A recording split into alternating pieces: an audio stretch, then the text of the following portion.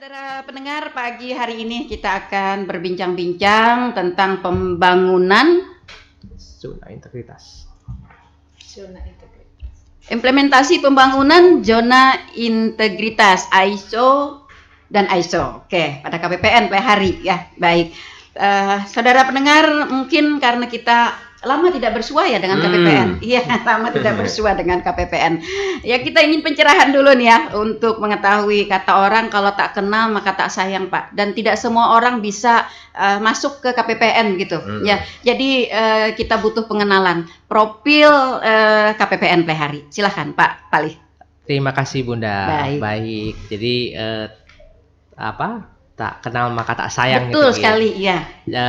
Jadi KPPN kepanjangan dari Kantor Pelayanan Perbendaharaan Negara.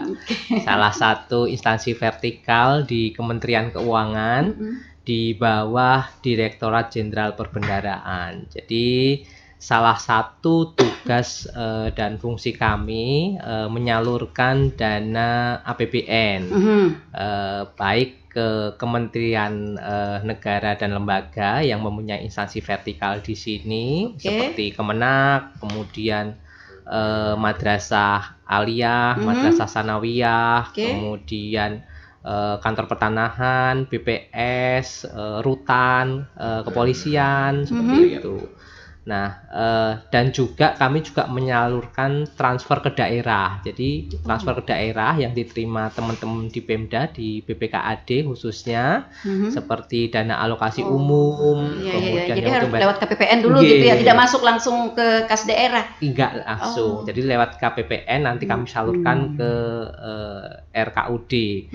Ada tadi DAU, kemudian dana bagi hasil yang dari setoran-setoran royalti minerba itu, perkebunan, macam-macam, pajak yang disetorkan oleh daerah, itu kami juga salurkan kembali melalui KPPN. Kemudian ada juga dana alokasi khusus Dakfisik, Dakfisik yang bangun sanitasi MCK itu di kampung-kampung, kemudian yang air minum yang dibangun misalkan saluran air minum PDAM dengan dana APBN. Ya, itu kemudian ruang kelas baru yang di sekolah-sekolah itu yang masih kewenangannya pemerintah kabupaten kan di SD, PAUD, kemudian di SMP ya. Kalau SMA kan kewenangannya provinsi. Seperti itu. Kemudian ada dak non fisik juga yang kami salurkan ke rekening kas daerah itu. Kalau non fisik itu salah satunya TPG, tunjangan profesi guru, tamsil, tambahan penghasilan ASN daerah itu juga penyalurannya lewat KPPN terus ke BPKAD. TPP ya? Ya. Kemudian insentif fiskal juga yang diperoleh atas kinerja dari pengelolaan keuangan daerah yang di Pemda. Alhamdulillah Tanah Laut itu tahun ini mendapatkan hampir 26 miliar untuk insentif fiskal itu atas kinerja dan prestasi pemerintah daerah. Kemudian juga dana desa Ibu, ada 130 desa itu penyalurannya juga melalui KPPN dan alhamdulillah ada 26 desa itu mendapatkan insentif tambahan tahun ini. Ya, totalnya itu 3,8 miliar. Jadi totalnya hampir 105 miliar ya total itu tahun 2024. Nah, itu salah satu dari tugas KPPN Plehari. Nah, karena itu kan yang kita salurkan masalah uang Ibu. Iya, makanya saya tadi ini semuanya nih berkisar pada angka-angka gitu ya. Angka-angka. Oke. Dan angkanya menarik gitu ya. Ya, menarik banget gitu kan. Enggak ada yang nolnya cuma 2 atau 3 gitu ya. Angkanya wah, ya. Oke, lanjut Pak. Jadi ini karena masalahnya uang, walaupun uang itu kita nggak lihat wujud fisiknya gitu ya dalam angka. Nah, maka penting kami ini harus menjaga integritas kami. Makanya ada pembangunan zona integritas. Salah satu bagian dari implementasi reformasi birokrasi yang dicanangkan dari pemerintah yang terdahulu, Presiden Jokowi, kemudian dilanjutkan juga sampai dengan saat ini pemerintah yang baru, Pak Prabowo. Perlu kami sampaikan juga, kami secara total tahun ini itu menyalurkan sekitar 2,2 triliun. 2,2 triliun ya, nggak sedikit ya. Nah, paling besar itu 1,9-nya itu yang kami salurkan ke pemerintah daerah. Yang untuk kementerian itu Sisanya? hanya 300 miliar itu untuk KL, untuk instansi vertikal tadi, untuk Kemenak, untuk polisi gitu, KPU, kantor gitu lembaga kan. ya. Iya, kantor lembaga. Paling banyak itu malah di ke pemerintah daerah, ke BPKAD, ke para kepala desa itu totalnya hampir 1,9 triliun. Kalau boleh bocorannya berarti tahun ini ada kenaikan yang cukup signifikan ya dari 2023, Pak. Nggih.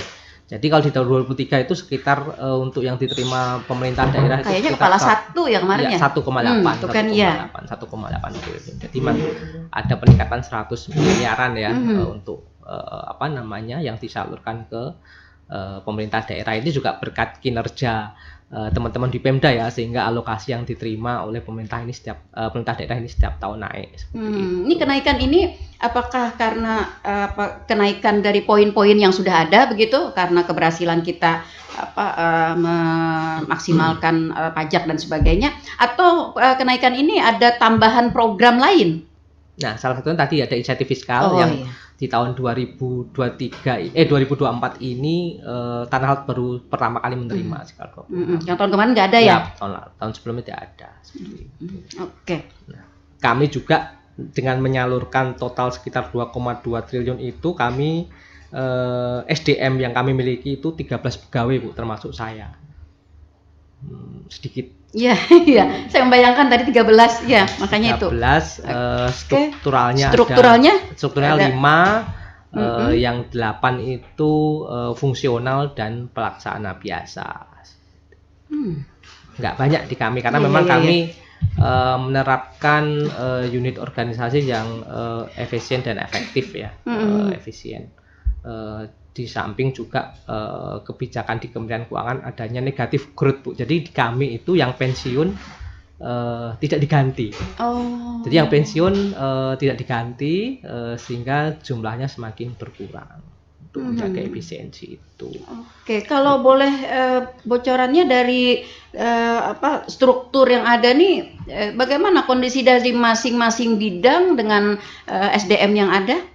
Jadi kami memang di kami ada yang namanya shadow organization ya, Bu. Jadi sudah ada TUSIS secara existing, namun kita bisa saling membantu di bidang yang lain seperti itu.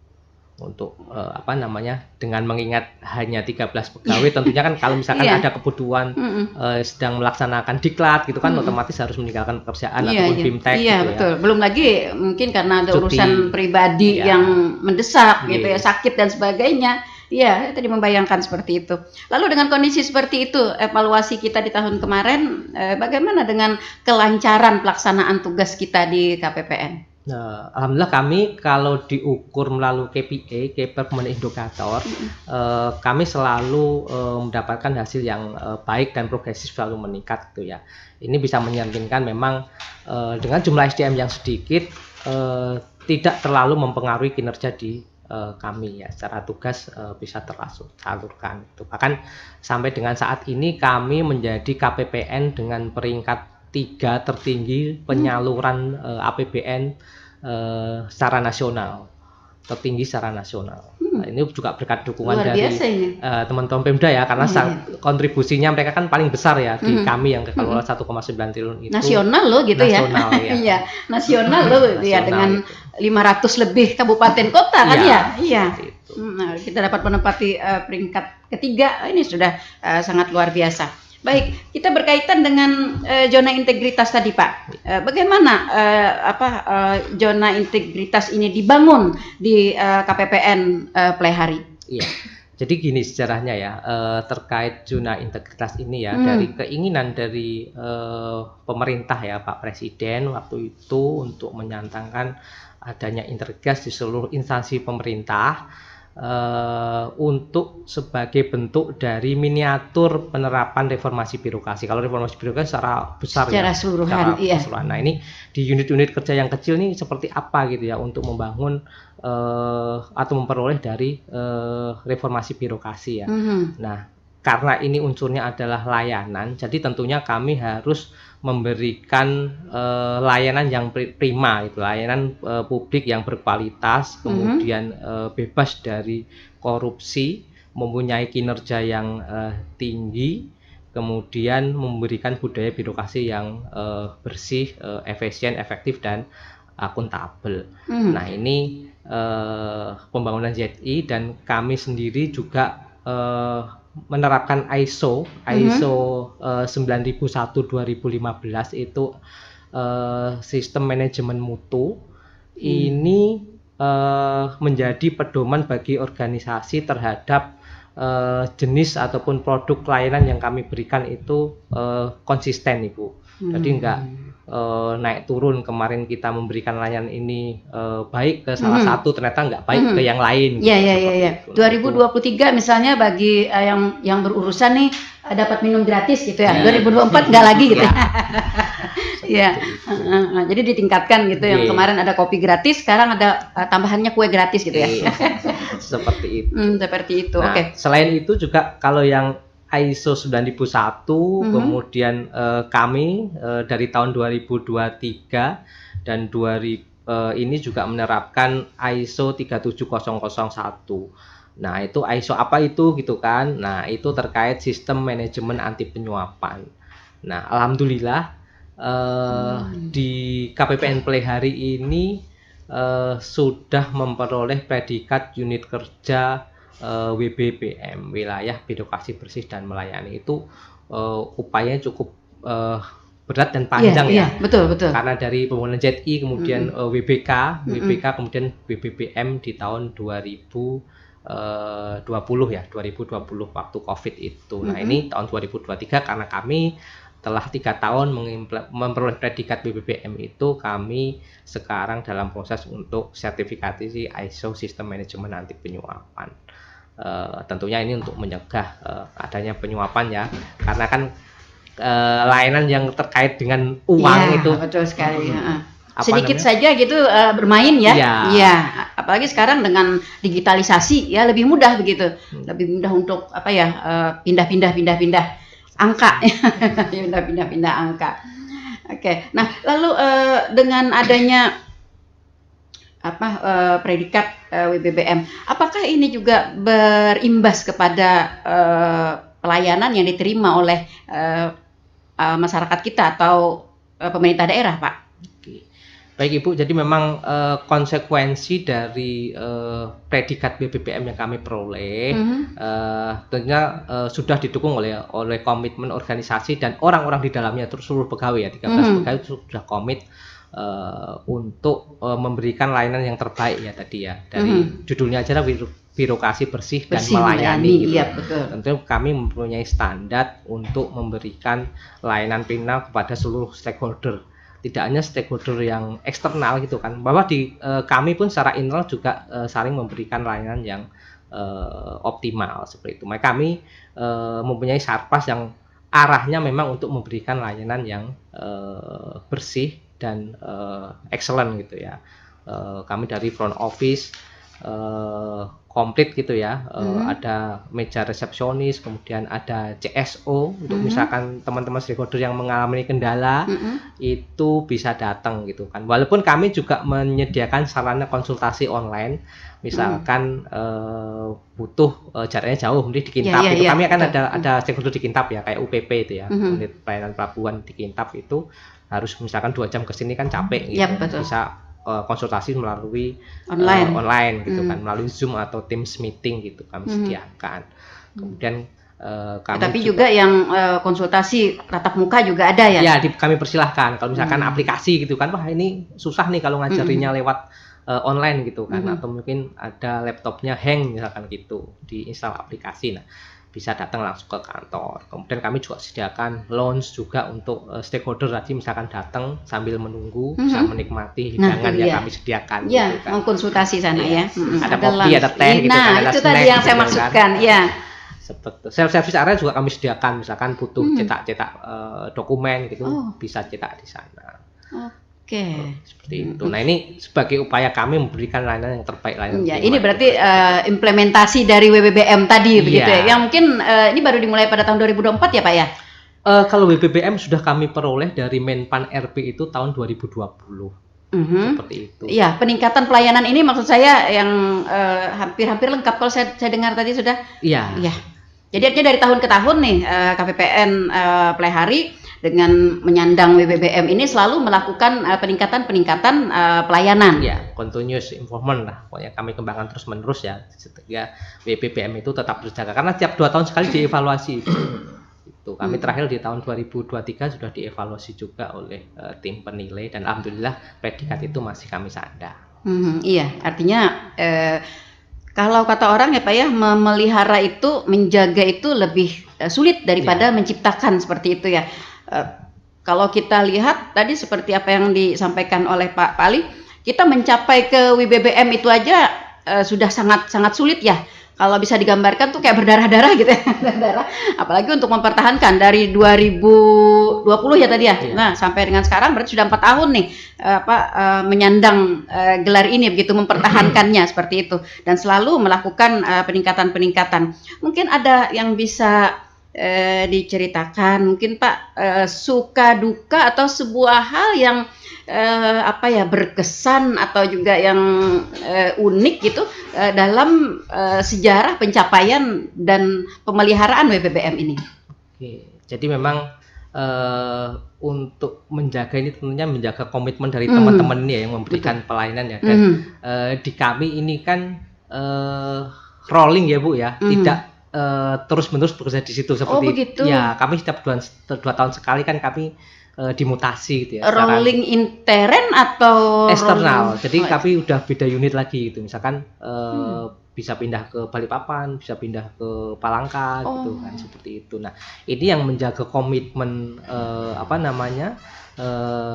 tim gitu kan dari pimpinan unit kemudian dari staff gitu kan untuk memberikan layanan yang terbaik. Nah, bagaimana menjaga komitmen itu gitu secara kami dalam kutip mendoktrin ya, memberikan arahan secara rutin setiap hari, kemudian briefing, kemudian memberikan contoh tentunya ya dari pimpinan unit ya terkait bagaimana sih kita memberikan layanan yang terbaik pada stakeholder tetap dengan menjaga integritas itu tadi agar birokrasi yang kami berikan ini bersih tanpa adanya unsur-unsur yang KKN tadi.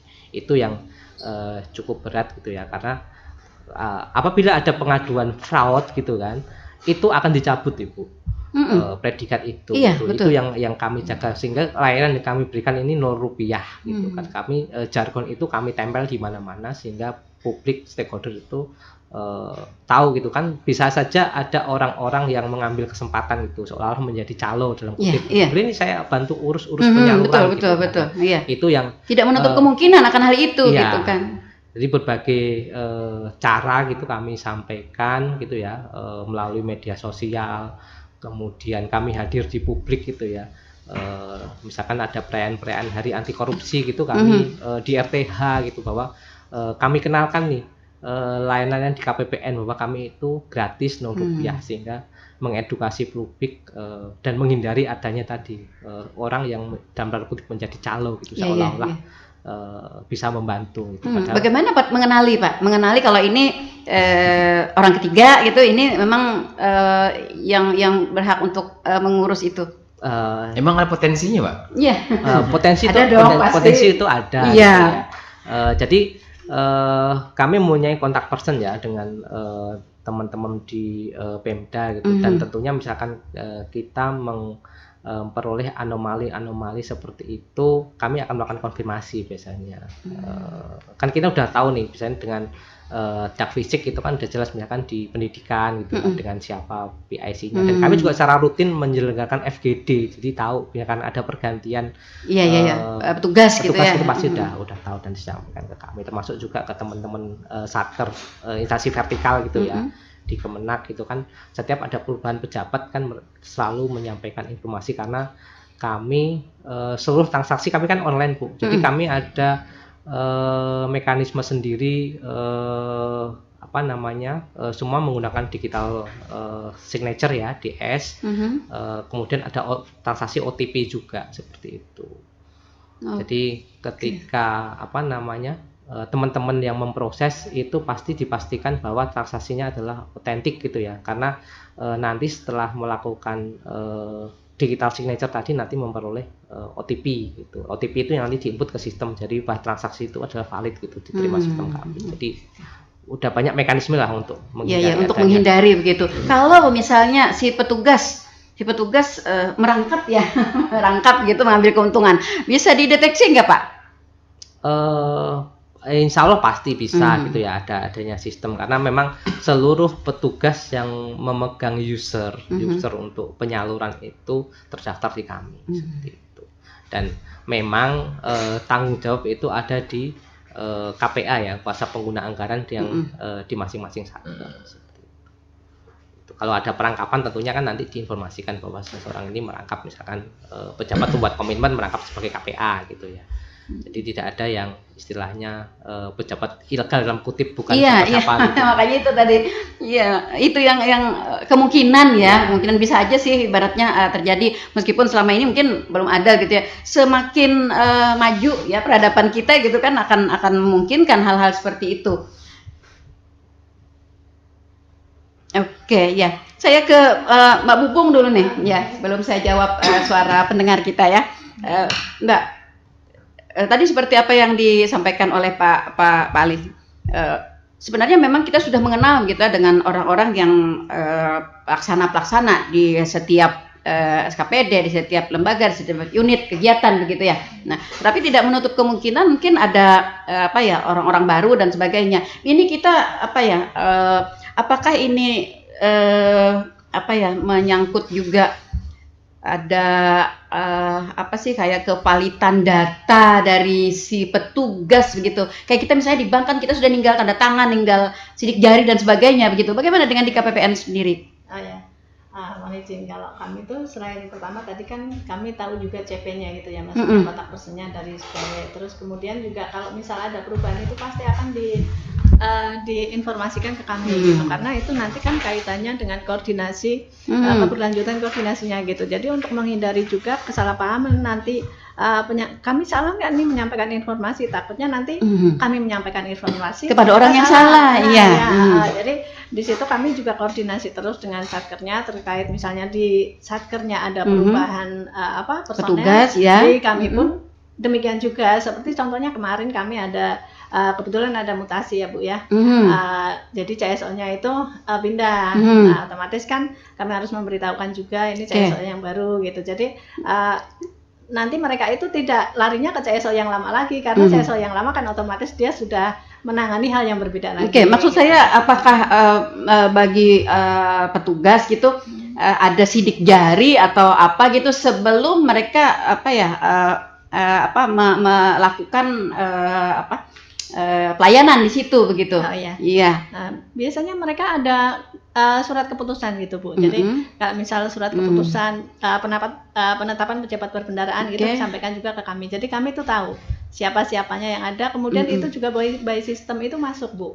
Jadi nanti kami bisa membaca, oh ini petugasnya yang ini nih. Ada berarti di sistemnya gitu ya, beserta fotonya gitu. Saya namanya orangnya lain gitu. Jadi semuanya transparan gitu.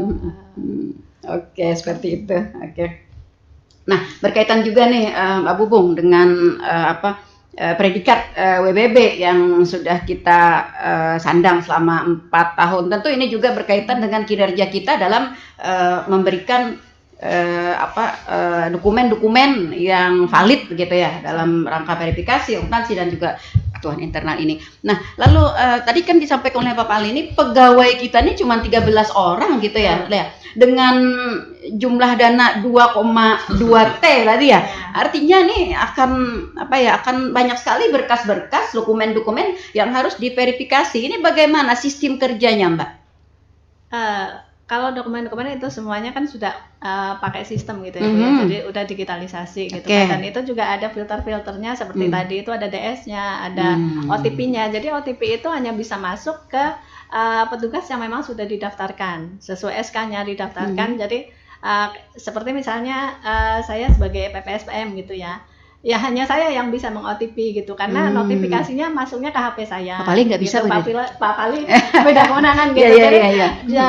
dari digitalisasi tadi sudah bisa dipastikan keamanannya karena untuk meloloskan sebuah tagihan itu hanya notifikasinya hanya masuk kepada petugas yang memang sudah resmi gitu, yang legal gitu. Iya. Ya harus apa ya? Harus hati-hati ya karena memang ini kan berkaitan dengan angka-angka gitu dan dan sistem digitalisasi ini rentan sekali kalau untuk di orang yang paham gitu ya. Iya, orang yang paham untuk menyalahgunakan maksud saya seperti itu. Oke, baik kita ke suara pendengar. Ada suara pendengar. Ada rekan Udin sedunia. Oke, selamat pagi rekan Udin sedunia. Terima kasih sudah bergabung di kesempatan pagi hari ini. Ya pertanyaannya, KPPN ini kan pelayanan untuk pemerintah daerah dan kementerian di daerah. Apakah KPPN di Pleh hari ini ada juga pelayanan yang langsung bermanfaat bagi masyarakat tanah laut khususnya? Di Pleh hari aja kantornya bagi masyarakat kurang familiar di masyarakat, Pak. Oke, terima kasih. Ya, langsung ditanggapin, Pak. Boleh saya dulu mungkin. Siap, silakan. Bupung mau menambahkan juga nanti. Jadi KPPN tadi selain ke kantor vertikal, kemudian ke Pemda gitu ya. Kalau yang untuk ke masyarakat langsung memang tidak ada, Ibu. Jadi memang ke instansi itu gitu kan. Beda dengan kantor pajak ya. Kalau kantor pajak kan ada pengurusan untuk NPWP dan itu kan banyak teman-teman yang punya usaha seperti itu. Kalau di kami memang mitranya adalah instansi pemerintah seperti itu. Tapi tadi kan ada dana desa kan, Pak ya? Iya. Dana desa. Nah, apakah di dana desa ini juga tidak kan berkaitan dengan masyarakat nih? Tidak ada yang mengharuskan KPPN langsung ke masyarakatnya, misalnya verifikasi misalnya atau uji kelayakan atau bagaimana begitu? Tidak, Ibu. Jadi kalau dana desa termasuk yang bantuan langsung tunai itu yang diterima oleh KPM ya, kelompok penerima manfaat itu juga kami mensalurkannya ke rekening desa. Sampai di situ aja ya. Jadi untuk selanjutnya itu kewenangan masing-masing KUR keuangan dan kepala desanya itu yang menyalurkan nanti ke masing-masing KPM. Dan untuk verifikasi lainnya itu berarti ada SKPD lain gitu ya? Di PMD yang berurusan bermitra dengan kami seperti itu. Oke. Nah, lalu misalnya pada saat-saat momentum besar misalnya, taruhlah misalnya kampanye gitu ya oleh KPPN atau memang dalam rangka HUT KPPN sendiri begitu. Pernahkah ada pelayanan langsung atau sesuatu program yang dapat dirasakan langsung oleh masyarakat kita? Oh ada, ya. Jadi kami ada namanya special mission, Ibu. Itu adalah pemberdayaan UMKM. Nah seperti itu. Dia. Di pemberdayaan UMKM ini kami adalah menjadi pendamping dari UMKM untuk bisa naik kelas. Jadi kami itu ada stratanya, ada levelingnya dari yang mandiri, kemudian nanti bisa sampai yang siap ekspor. Kalau yang pertama adalah level paling dasar adalah rintisan nanti kami dampingi menjadi mandiri. Kalau misalkan lebih maju lagi, lebih advance lagi, nanti dia bisa siap ekspor. Nah, ini kami kemarin berhasil juga salah satu UMKM ini kan masyarakat masyarakat umum. Ini memang bagian dari special mission kami, bukan dari tugas utama, tapi memang tugas misi khusus gitu ya, misi khusus untuk pendampingan UMKM. Itu yang pertama kami kemarin menjembatani teman-teman UMKM itu Bandeng Presto Diah di Atu-Atu itu pernah memperoleh order dari Kalimantan Timur untuk di Lotte Mart, kemudian di Hypermart, kemudian untuk mensuplai di IKN itu terkendala dalam proses pengiriman produknya, karena kan makanan basah ya nggak tahan lama. Dan biayanya cukup mahal. Nah ini kami menjembatani, kami menjalankan FGD dengan Pos Indonesia dan ternyata Pos Indonesia ini bisa memberikan keringanan pengiriman kepada teman-teman UMKM gitu. Nanti ada appraisal, ada assessment dari Pos Indonesia. Berapa sih kemampuan biaya yang bisa dikeluarkan oleh UMKM ini gitu kan, tetap menjaga margin ya, keuntungan dari UMKM gitu ya. Nah itu dengan diskusi itu bisa ada bargaining gitu ya, bisa yang diberikan profit untuk PT Pos untuk memberikan tarif, dan berapa yang nilai maksimal yang bisa diperoleh oleh UMKM ini. Dan alhamdulillah kemarin berhasil dapat disepakati berarti ya. Ya, Oke, pengiriman cepat tapi biaya murah gitu ya. Murah, terjangkau oleh teman-teman UMKM ini. Nah ini kemarin bisa mengirim produknya ke Kalimantan Timur, kan itu kan bisa menjangkau sudah di luar tanah laut tentunya kan. Nah kedua, kami kemarin juga berhasil bekerja sama dengan Kemenak dalam pendampingan sertifikasi halal. Jadi ada salah satu UMKM produk bakery di sini, Jahra Bakery itu kemarin berhasil memperoleh sertifikasi halal, dan itu gratis. free. Karena ini kalau sejatinya ini mahal ya? Ya, minimal 600.000 informasinya seperti itu untuk karena itu kemarin berhasil dapat sertifikasi. Itu dari dua itu, dan ada beberapa yang lain juga terkait nomor izin berusaha NIB juga kami melakukan pendampingan juga. Kemudian kami juga melakukan pendampingan bagaimana cara memasarkan produk melalui online gitu ya, membuat konten-konten untuk di medsos biar produk UMKM ini bisa laku. Nah itu kami salah satunya peran kami ke masyarakat umum tadi di luar yang secara langsung gitu ya. Sebenarnya di luar tupoksi pokok ya. Itu yang special mission tadi yang. Oke. Lalu apakah ini nanti direncanakan akan diteruskan atau gimana? Iya, kalau terkait pemberdayaan UMKM ini pasti akan setiap tahun gitu ya, karena kan kita tahu bahwa ekonomi di Indonesia ini kan sangat ditopang dan dikontribusi oleh UMKM, pelaku usaha dengan kelebihan kita kan konsumsi rumah tangga, konsumsi penduduk kan kita, kelebihan kita kan jumlah penduduk kita yang sangat besar, tentunya membantu perputaran ekonomi, sehingga memang UMKM ini cukup penting untuk kita jaga bersama-sama. Kan sekarang semua instansi pemerintah, semua BUMN gitu ya, bahkan swasta kan berkonsentrasi punya mitra binaan dari UMKM ini. Apakah ini inovasi KPN sini Pak, ataupun memang ada Dirjen Pembendaraan Instruksi atau bagaimana? Program nasional? Ini memang program nasional gitu, yang di breakdown, diturunkan ke semua instansi vertikal gitu ya, di semua tempat. Satu lagi Pak, tadi kata Pak Udin Sedunia tadi kantornya aja ada pemiliar, ini gimana nih Pak? Jadi harus banyak event lagi kayaknya Pak. Iya. Oke, jadi memang pertama karena memang mitra kami ini memang instansi pemerintah, itu mungkin hanya teman-teman di ASN aja yang tahu ya. Jadi kantor kami itu di Datu Insat nomor 79 di depan Dinas Pendidikan ya, di samping Kelurahan Plehari Kelurahan Angsau ya. Ya. Di sampingnya Dinas Peternakan seperti itu. Orang taunya itu kantor pajak Pak.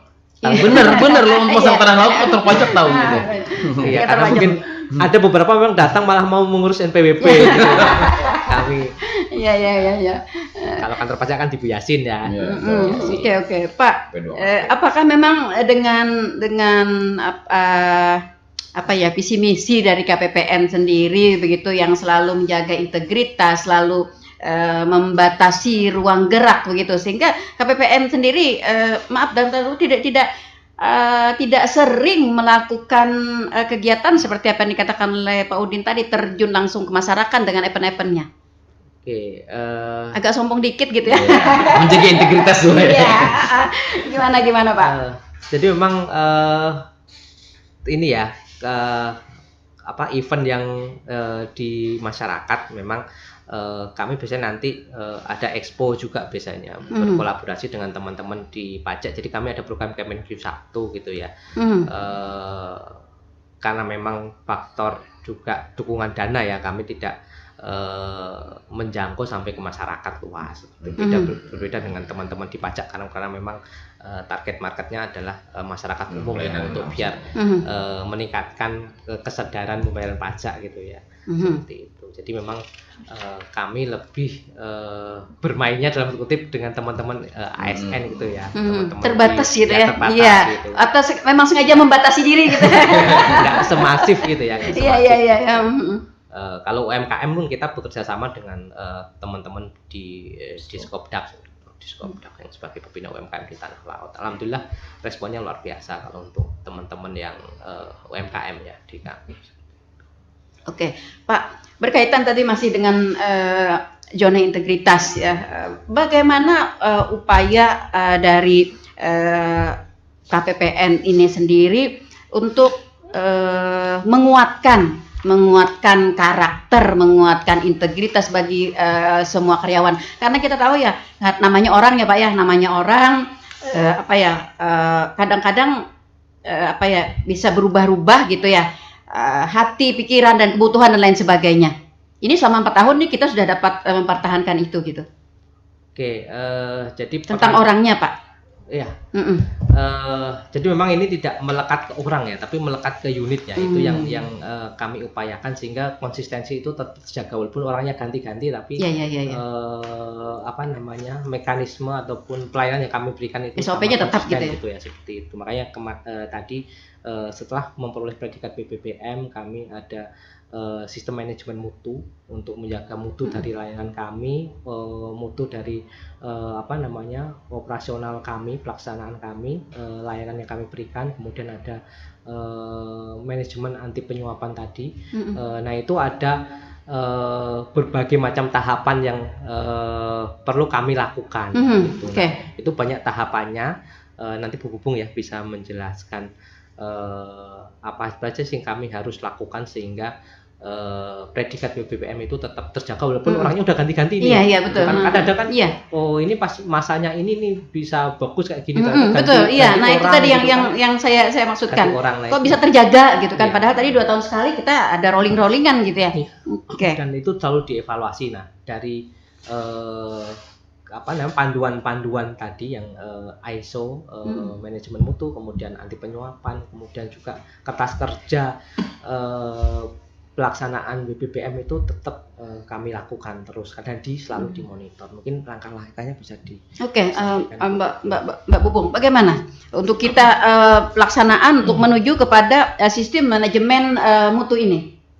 Baik. Jadi tadi kaitannya dengan BBPM, ISO, SMAP itu sebenarnya semuanya memiliki korelasi yang saling berkaitan. Gitu ya. Kalau dalam BBPM itu kan kami yang pertama BBK itu memang fokusnya pada unit yang bebas dari korupsi. Nah, setelah bebas dari korupsi kami itu dituntut untuk meningkatkan pelayanan. Nah itu yang menjadi fokusnya BBPM. Jadi setelah bebas dari korupsi, kemudian terdapat peningkatan layanan. Nah, selain itu korelasinya dengan ISO itu bisa kelihatan juga nanti kalau di ZI itu kan ada kami itu harus memenuhi 6 pengungkit area pengungkit dan reform.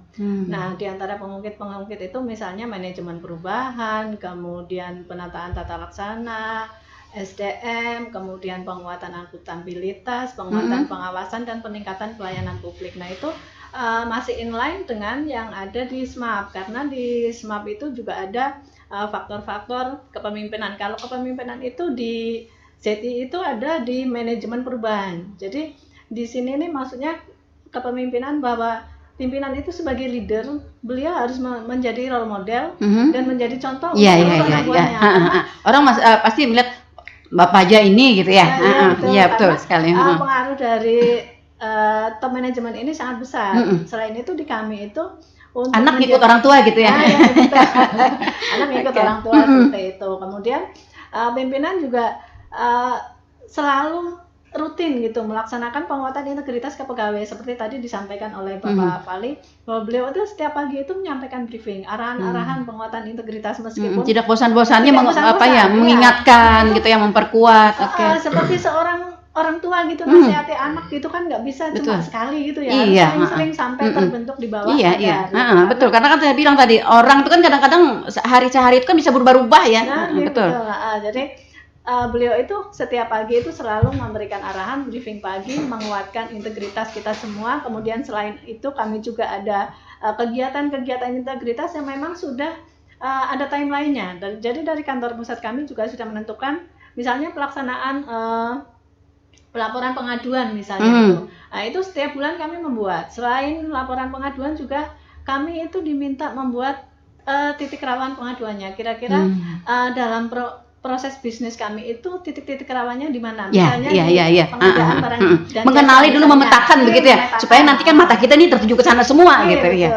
Jadi misalnya itu di pengadaan barang jasa misalnya, itu kan biasanya rawan. Nah, itu di situ kami bikin pemetaannya, kemudian mitigasinya juga, dan juga pelaporannya. Nah, kemudian dari sisi organisasi kami mengenal sistem pertahanan yang namanya three line defense. Jadi three line defense itu sebagai lini pertama adalah manajemen, dalam hal ini yaitu pimpinan dan seluruh stafnya, seluruh pegawainya. Kemudian lini kedua yaitu di UKI, unit kepatuhan internal. Nah, kebetulan di seksi VRKI kalau untuk di KPPN Pelehari ya. Nah, untuk lini ketiga itu Ijen. Nah, Ijen di sini fungsinya adalah sebagai konsultan kami gitu. Nah, kemudian selain penguatan-penguatan tadi juga di WBPM itu Bu, kami tuh setiap 2 tahun itu dimungkinkan ada Monef. Jadi meskipun kami itu sudah meraih WBBM tahun 2020 itu 2 tahun kami di Monef. Kira-kira masih layak nggak? Jangan-jangan Iya, menyandang ini gitu ya. Betul, jangan-jangan udah dapat predikat, ya sudahlah gitu kan. Betul. Nah, Ada kecenderungan ya. Setelah dapat gitu kita agak longgar gitu kan. Nah, itu tidak bisa kami seperti itu, karena setelah kami mendapatkan WBPM, kami itu harus siap-siap. Ini nanti 2 tahun mungkin kami di Monef itu, dan Monef itu pun kami seperti mengulangi langkah yang di WBPM pertama tadi gitu. Tentunya kami juga nggak mau udah susah payah gitu, berdarah-darah gitu. Iya betul. Gitu, ya. Hilang begitu saja begitu ya. Apalagi hanya dalam kurun waktu 2 tahun ya. Nah, itu dia. Jadi kami itu korelasinya dengan SMAP, karena kalau misalnya terjadi pengaduan fraud itu langsung dicabut WBPM-nya. Tidak ada konfirmasi lagi gitu. Pengaduan itu kan tentunya dikonfirmasi dulu. Nah, kalau terbukti itu kami langsung dicabut. Nah, di sini korelasinya sama ISO SMAP. Di SMAP itu kan sistem manajemen anti penyuapan. Nah, itu sangat berkaitan erat, karena di satu sisi WBPM bisa dicabut jika ada fraud. Padahal hanya 1 kali ya, nggak apa-apa. Tetap ya. 1 kali kami dicabut itu WBPM-nya. Nah, di SMAP itu kami sistem manajemen anti penyuapan gitu ya. Di situ ada klausul-klausul di mana kami fokusnya itu bagaimana caranya yang termasuk suap ini apa aja gitu ya. Iya, betul. Terus bagaimana kami ini memetakan, memitigasinya seperti itu, dan membakukan dokumen-dokumen yang kira-kira harus ada nih untuk pelaporan-pelaporannya seperti itu gitu. Jadi untuk dokumen-dokumen memang sangat banyak gitu ya. Tapi dokumen itu juga jadi panduan kami. Oh, kami harus melakukan ini, melakukan itu, kira-kira seperti itu. Luar biasa ternyata. Iya. Artinya di sini peran pimpinan sangat dominan ya. Betul. Pak Pali sudah berapa tahun di sini, Pak? Saya 1 tahun. Oke. Betah ya, Pak ya? Betah sekali. Atau dibetahkan, Mbak? Betah kalau di tanah laut ini. Oke, baik. Tadi ada satu sistem untuk penguatan akuntabilitas ya. Nah, ini sangat sulit juga diprediksi, dipertahankan, dilakukan ini. Nah, dengan apa kita menguatkan para pelaksana kita untuk tetap memegang teguh begitu akuntabilitas ini, Pak Pali atau Mbak? Oke. Manajemen itu pengungkit keempat nih, penguatan akuntabilitas. Nah, di situ itu di dalamnya ada panduan-panduan terkait target-target kinerja kami yang harus kami capai dan bagaimana kami mencapainya gitu. Jadi dari pengungkit 1 sampai 6 itu semuanya berkaitan. Nah, khusus yang pengungkit 4 itu poinnya itu adalah di IKU kami, indeks kinerja utama. Jadi dari target-target yang ada itu kami itu harus mencapainya. Itu sebagai tolak ukur kinerja kami. Karena kalau misalnya kinerja kami turun, itu indikasinya mungkin pelayanan kami ke masyarakat turun dong gitu. Betul, kan. Nah, padahal kan ekspektasi masyarakat tentunya makin tahun itu pasti makin tinggi. Misalnya tahun ini mereka pengen standar, pengen ada launch gitu misalnya ya. Udah kita sediakan. Itu pasti di periode berikutnya akan ada lagi, oh launch-nya udah. Pengen kok gitu ya. Kok cuma ini dari tahun kemarin gitu ya. Nggak ada tambahannya gitu ya. Nah, kalau di ISO itu namanya sasaran mutu gitu. Jadi sasaran mutu dengan IKU. Kalau di BBPM itu IKU gitu ya. Kalau di SMAP atau ISO itu ada sasaran mutu. Jadi korelasinya sekali lagi kelihatan gitu ya di sini.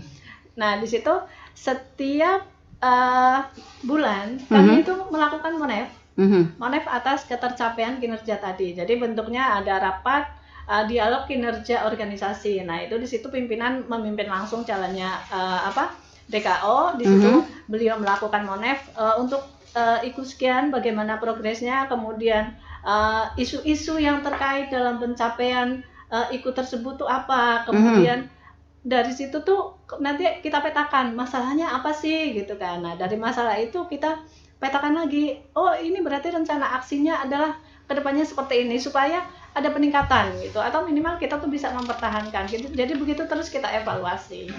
Jadi begitu untuk penguatan akuntabilitas, kira-kira seperti itu.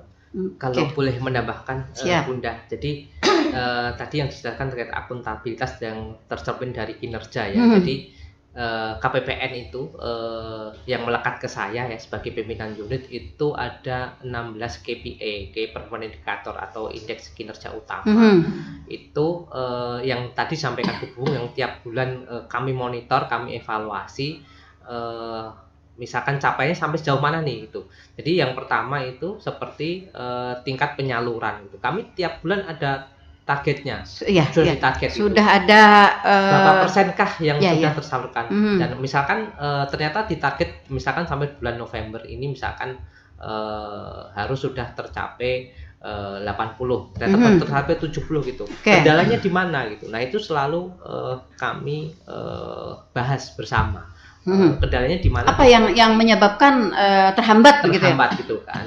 Bottleneck-nya di mana? Hambatannya. Kemudian bahkan tadi ya terkait kepuasan masyarakat pengguna layanan gitu ya. Kepuasan pengguna layanan. Itu tidak hanya dari Satpas tadi yang diceritakan Bu Bung gitu. Misalkan ada stakeholder loss-nya gitu kan. Tapi juga narasumber yang kami berikan ke teman-teman stakeholder ini gitu kan. Apakah mereka sudah puas dengan materi ataupun cara penyampaian yang diberikan? Penjelasan atau apa begitu ya yang itu juga dinilai juga. Nah, itu misalkan ini sudah cukup tinggi nih kami, 4,95 dari skala 5. Itu kan tantangan luar biasa kalau misalkan terjadi penurunan gitu. Misalkan ada pergantian pemain nih, ada pergantian pegawai gitu. Ternyata kompetensinya berbeda dengan yang sebelumnya gitu kan. Nah, itu menjadi tantangan kami. Nah, bagaimana kita tetap menjaga pegawai ini mempunyai kompetensi yang sama. Artinya pimpinan punya nilai tambah nasi tambah gitu ya. Ada tugas yang baru, harus bagaimana menjaga agar kompetensi yang baru ini masih bisa mengimbangi dengan yang lama. Lalu maksud saya, apakah dalam setiap ada berkala atau apa begitu ada peningkatan kapasitas pegawai kita?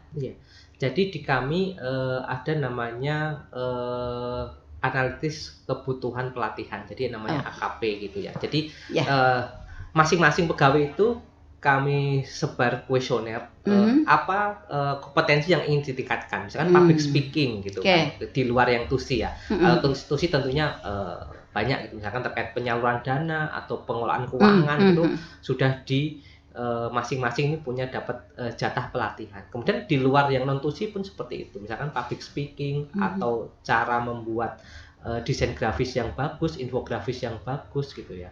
Ataupun jurnalistik yang bagus, menulis tulisan yang mudah dipahami gitu. Nah, itu kami ada namanya analisis kebutuhan pelatihan ataupun analisis kebutuhan diklat. Itu setiap tahun mereka diminta mengisi. Nah, itu juga hasil dari dialog kinerja organisasi dan kami juga ada antara atasan bawahan itu ada dialog kinerja individu. Nah, kira-kira kompetensi apa sih yang masih perlu ditingkatkan seperti itu? Itu yang nanti dari hasil dialog kinerja individu ini nanti tuangkan ke kebutuhan diklat atau yang kompetensi yang ingin ditingkatkan. Sampai seperti itu yang kami lakukan. Nah, lalu untuk menjaga kepuasan masyarakat dan untuk mengetahui memang benar-benar masyarakat kita ini puas. Apakah setiap pelayanan gitu ada semacam pendapat penerima layanan atau apa gitu yang membuktikan bahwa mereka itu puas gitu dengan pelayanan kita? Iya, jadi setiap pelayanan kami berikan, kami beri ada umpan balik gitu. Ya. Umpan balik. Jadi kalau misalkan Berupa apa? nanti ada rating di situ 1 sampai 5 gitu ya. Nanti kepuasannya di di skala berapa gitu kan. Nah, itu nanti bisa memberikan penilaian atau Ada berarti POM kepuasan begitu atau? ya, ada form kepuasan yang kami sebar ke stakeholder. Nanti juga ada isian secara kualitatif gitu kan. Misalkan materinya terlalu banyak yang diberikan, harusnya diberikan dalam beberapa sesi gitu. Nah, itu setiap feedback yang diberikan, angka ataupun kualitatif, kami evaluasi, dan itu salah satu ukuran dalam IQ tadi itu juga terkait penyelesaian dari feedback yang diberikan oleh penerima layanan. Jadi apakah misalkan kedepannya ingin BIMTEK-nya lebih lama waktunya gitu ya, pokoknya ya berarti di BIMTEK berikutnya apakah itu sudah ditindaklanjuti atau belum. Nah, itu juga sampai dimonitor seperti itu. Misalkan 5 kali pertemuan gitu yang diminta itu ya udah kami penuhi 5 kali pertemuan. Artinya POM kepuasan pelanggan ini, kepuasan penerima layanan ini diberikan setiap kali mereka menerima layanan dari KPPN. Ya, termasuk konsultasi masalah pun setelah itu mohon untuk segera mengisi umpan balik atas layanan yang kami berikan ataupun atas solusi yang kami berikan. Itu nanti bisa tombol emoticon gitu kan, senyum atau sedih, seperti itu, atau datar gitu, seperti itu. Mohon izin menambahkan barangkali. Jadi selain tadi yang disampaikan oleh Bapak Fale, ada juga kami itu melaksanakan survei secara berkala. Nah, itu atas hasil survei itu nanti akan kelihatan keluhan-keluhan satker misalnya atau masukan-masukan. Nah, itu pun kami nanti sampaikan dalam sebuah forum gitu dengan di internal kami. Ini loh hasil surveinya seperti ini gitu kan. Kemudian ternyata ada masukan dari satker seperti ini. Itu yang akan kita tindak lanjuti, dan itu juga nantinya akan kami monitoring gitu di periode pelaksanaan survei berikutnya. Demikian. Oh, iya. Jadi artinya selain daripada form kepuasan pelanggan setiap kali mereka berurusan, ada survei secara berkala ya. Oke, jadi ini nanti akan dikawinkan atau dikumulasikan gitu. Yang mana yang mesti kita tangani terlebih dahulu, karena maklum ya, kalau saran pendapat itu pasti banyak ya. Ya, harus begini gitu ya. Pastinya gitu. Iya. Mungkin menambahkan sedikit kendala-kendala dari Bu Nelly tadi, Bu ya. Yep. Kan sudah ini akhir tahun nih, Pak. Akhir tahun. Apakah ini mungkin bagaimana menyikapi dengan mungkin pengelola keuangan yang mungkin lambat mengajukan dokumen, atau bagaimana reaksi dari KPPN sendiri? Mungkin data-data data kontrak mungkin atau apa segala macam. Oke. Apakah surat tuh untuk SKPD satuan kerja? Jadi kami ada sistem ya, inovasi kami namanya early warning system. Jadi teman-teman pengelola keuangan satker dan mitra kerja kami itu tergabung dalam satu grup gitu ya. Jadi kami akan selalu mengingatkan bahwa karena di kami ada target tadi ya, penyaluran tiap bulan gitu ya. Nah, mereka kan dari awal tahun tiap triwulan itu memberikan rencana penarikan dana ke kami. Misalkan di bulan November ini dia akan menarik misalkan 5 miliar gitu kan. Ternyata baru minggu pertama ini baru 500 juta itu. Nanti kami akan ingatkan terus setiap hari bahwa Anda itu menyampaikan rencana penarikan dana kami itu sebesar misalkan 2 miliar gitu. Nah, kami akan reminder terus, ingatkan terus sehingga rencana yang mereka sampaikan ke kami itu bisa dipenuhi 100%. Karena itu nanti menjadi tolak ukur kami juga. Karena kan tentunya kalau misalkan di bulan ini nggak sesuai rencana, nanti akan terakumulasi di bulan berikutnya kan. Nah, nanti itu deviasinya itu akan mempengaruhi ke kinerja kami seperti itu. Kami jaga itu melalui tadi namanya ada di grup pengelolaan itu early warning system. Jadi kami selalu reminder di situ semua. Pak, tentu dari KPPN dengan para penerima layanan dari KPPN sendiri kan selalu berkaitan begitu. Meskipun dari KPPN menerapkan berbagai upaya untuk menjaga predikat ini begitu. Tapi dari pelayanan sendiri, dari penerima pelayanan misalnya terdapat banyak permasalahan begitu. Bagaimana kita dapat semacam kalau bahasa saya sih memaksa gitu ya agar target dari KPPN ini tepat waktu dapat dipenuhi. Nah, kami memberikan reward Ibu biasanya. Oke. Ada reward.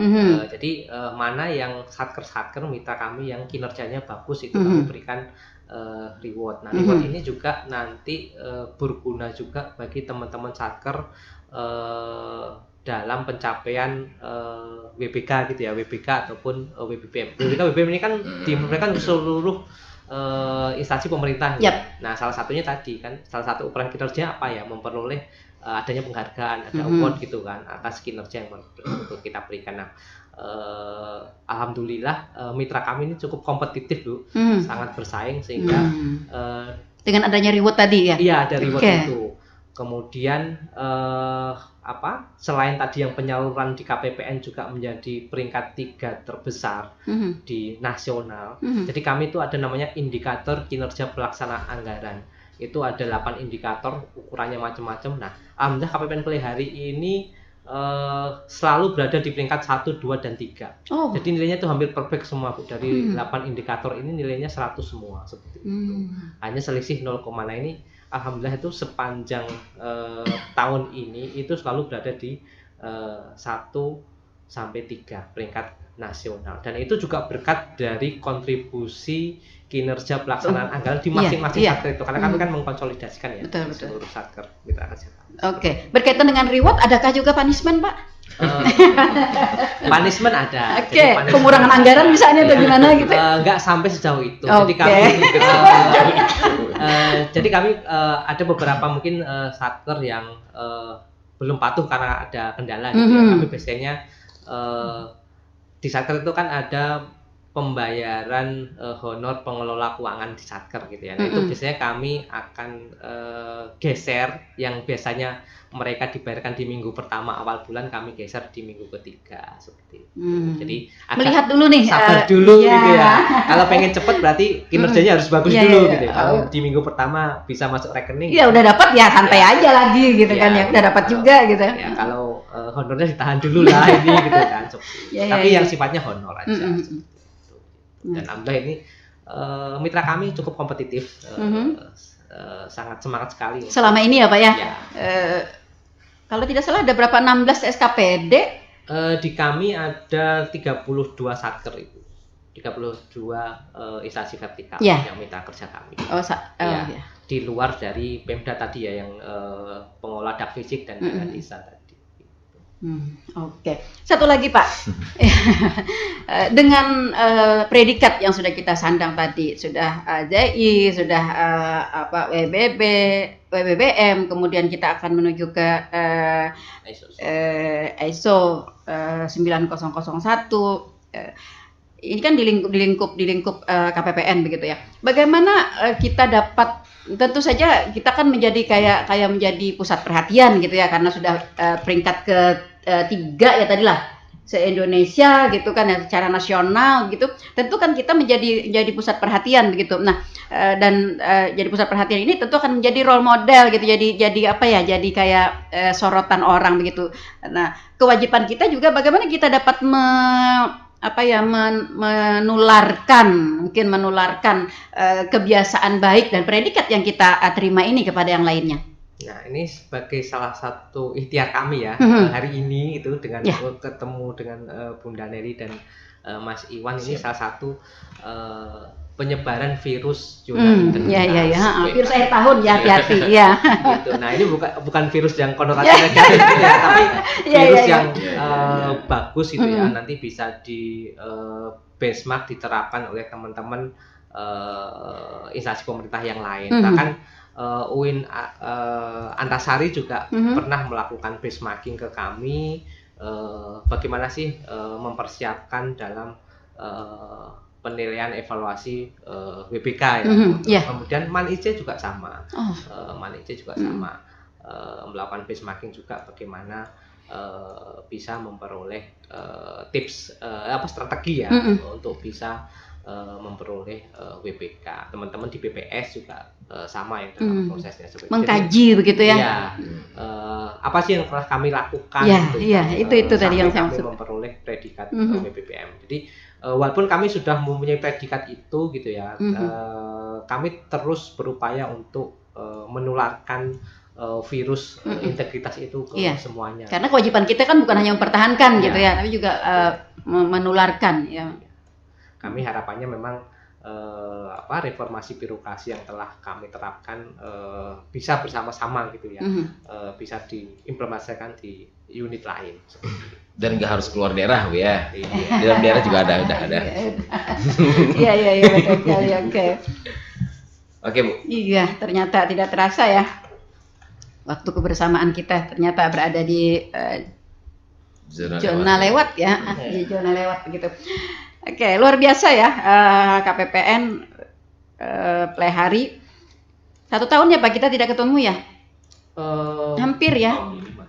Tahun ini yang sebelum Lebaran Ibu, sebelum bayar THR itu waktu itu kan? Iya, hampir 1 tahun ya. Nah ternyata menurut saya ini banyak sekali kemajuan-kemajuan ya yang diberikan oleh KPPN Plehari dalam kurun waktu seperti itu. Dan kita berharap komitmen ini akan terus dapat ditingkatkan, bagaimana dapat memberikan pelayanan yang selalu baik kepada para penerima layanan kita. Dan selamat kepada Pak Ali dan seluruh jajaran di KPPN atas predikat yang disandang. Semoga terus dapat dipertahankan.